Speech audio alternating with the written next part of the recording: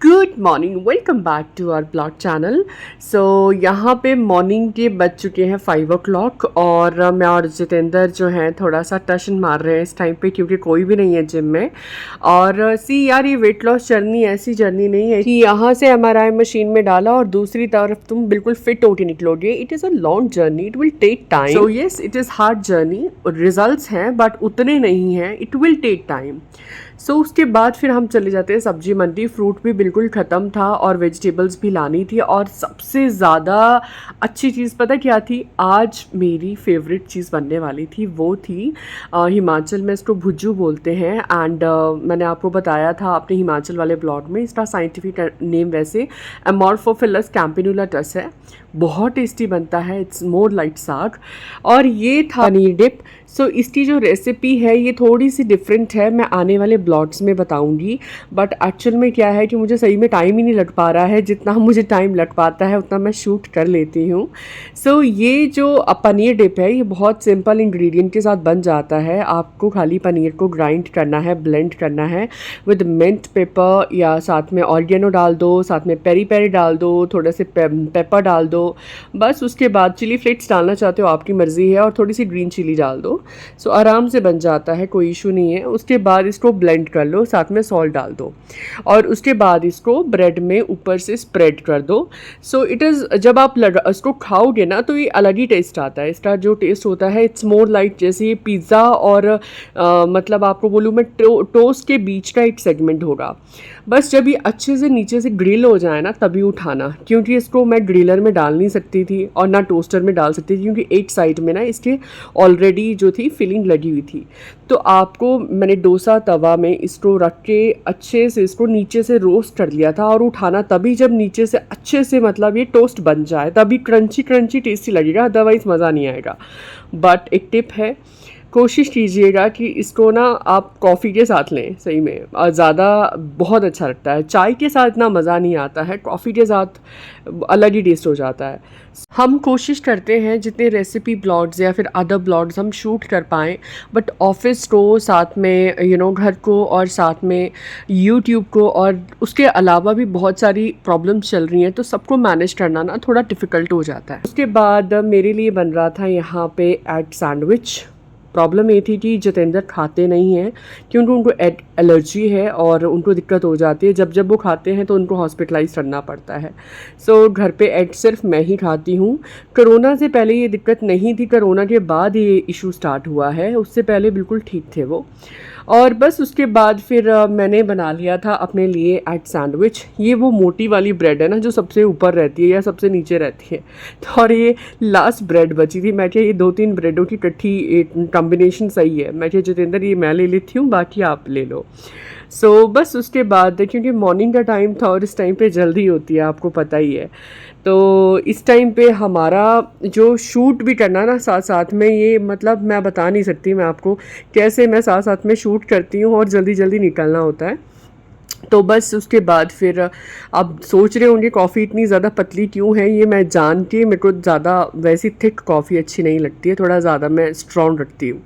सो ये जो आप सारी ज्वेलरी देख रहे हो ना, ये रील्स का शूट था, तो उसके लिए अलग अलग सूट के साथ अलग अलग ज्वेलरी थी। सो मैंने यहाँ पे ग्रीन और इसका कॉम्बो बनाया था वाइट का, तो यहाँ पे मतलब रेड और ग्रीन का टच दिया था। और यहाँ पे जो ट्राई कलर में जो चूड़ियाँ हैं ये ब्लैक के साथ टच दिया था। ये जो ज्वेलरी है ना, ये वाले जो वो हैं ईयररिंग्स, ये बहुत ही स्पेशल है, क्योंकि ये जितेंद्र ने मुझे गिफ्ट की थी जब मेरा बर्थडे था, तो उन्होंने मुझे ये गिफ्ट किए थे। इसके साथ अलग नेकलेस है, बट ये भी मैंने इसको इसके साथ कॉम्बो में रखा है। एंड ये ग्रीन और रेड का जो कॉम्बिनेशन है ना ज्वेलरी में, वो सही में अलग ही लेवल लगता है। मैंने ये चूड़ियाँ आपको ये बैंगल्स आपको पिछले वाले ब्लॉग में भी बताई थी जब हम बैंगल्स मैनेज कर रहे थे। सो ये रानी हार की ईयररिंग्स हैं जो भी मैं फ्लॉन्ट कर रही थी। सो बस इस तरह से ये बैंगल्स जो है ना, इसको आप किसके साथ भी ट्यून अप कर सकते हो। ज़रूरी नहीं आप चूड़े के साथ ही डालो, अगर आपको लगता है किसी के साथ कॉम्बो में डालना है तो आप कर सकते हो।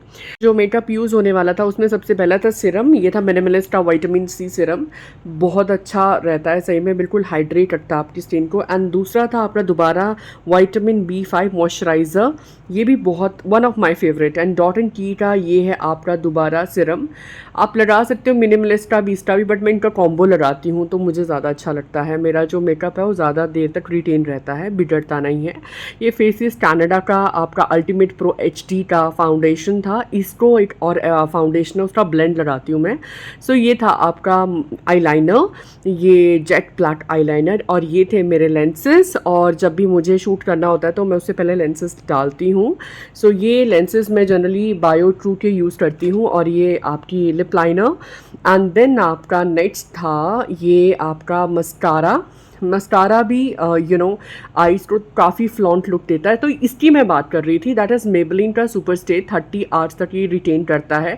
फेसेस कनाडा का, उन दोनों का ब्लेंड लगाती हूँ। और ये थी मेबलिन की 640 इसका नंबर है। आई लव द शेड, सही सही में इतना अच्छा लुक आता है ना। एक बॉबी ब्राउन की है वाटरमेलन, ओ माय गॉड। जब ब्यूटी केयर के आगे कुछ ब्लॉग्स आएंगे तो मैं उसमें आपको बताऊंगी।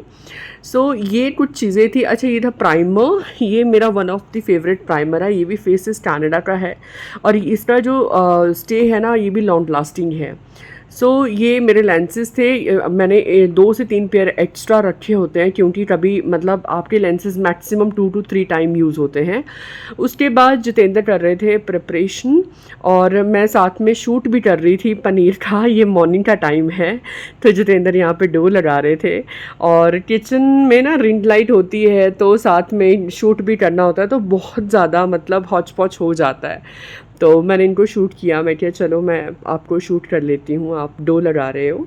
सो इनके हाथों में इतनी जान है ना, मतलब इतने अच्छे से मतलब डो को नीड करते हैं कि ज़रूरत ही नहीं पड़ती, बहुत अच्छी वो आपकी रोटियां बनती हैं। उसके बाद हम चले गए थे नेक्स्ट डे मॉर्निंग में सब्जी मंडी, और सब्जी मंडी में हो गया लॉल। सब्जी मंडी गए थे और वहाँ पे सब्जी मंडी थी खाली। एंड फिर उसके बाद हम दोबारा पुरानी सब्जी मंडी गए, क्योंकि कुछ चीज़ें थी जो चाहिए थी, और घर में सब्जी बिल्कुल फिनिश थी तो लानी थी।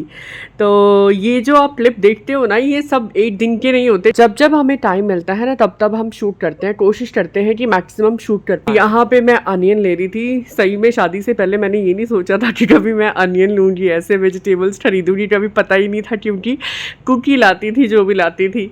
सो बट ठीक है यार, ये भी अपना एक एक्सपीरियंस है। Now I got to know कि कौन सी सब्जी कितने रुपए किलो चल रही है। एंड ये जो अंकल है ना, ये गांव से आते हैं और यहाँ पे बिल्कुल फ्रेश सब्जी सेल आउट करते हैं। उसके बाद बस मैंने ले लिए टमेटोज़, और फिर उसके बाद मुझे और भी लेना था, अदरक भी लेना था, और कुछ एक आइटम्स और थी। तो मैं फिर मेरे को बब्बू गोशे दिख गए, अच्छे दिख रहे थे, तो मैं क्या बब्बू गोशे भी ले ही लेती हूँ। सो जितेंद्र पसंद करते हैं।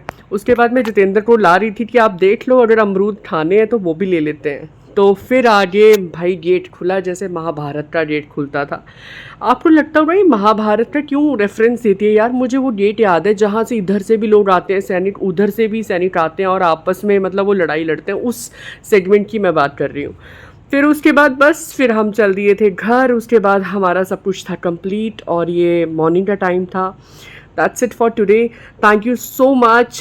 Like, share and subscribe our YouTube channel to stay Sim and Her, and stay tuned.